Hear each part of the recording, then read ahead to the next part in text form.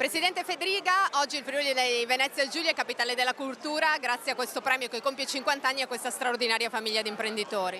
Sì, devo dire che poi anche il prodotto dell'azienda Nonino è cultura, perché la viticoltura, l'enogastronomia sono una cultura del nostro territorio che sono stati in grado di presentare al mondo ed esportare nel mondo.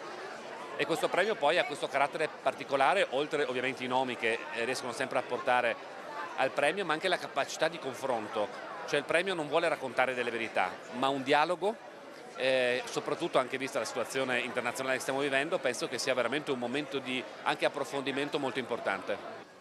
Beh, quando ho conosciuto il nonnino era circa 25 anni fa, quindi hanno puntato su una cosa straordinaria, hanno capito che la cultura ha un ruolo vero nella società, perché la libertà di una persona passa attraverso la cultura, perché se ragioni e impari a ragionare con la tua mente non sei un mediocre, quindi è per quello che si fa fatica a parlare di cultura in generale, no?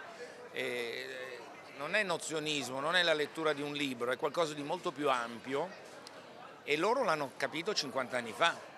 Fabio Capello, un fedelissimo, quanti premi Nonino ha partecipato?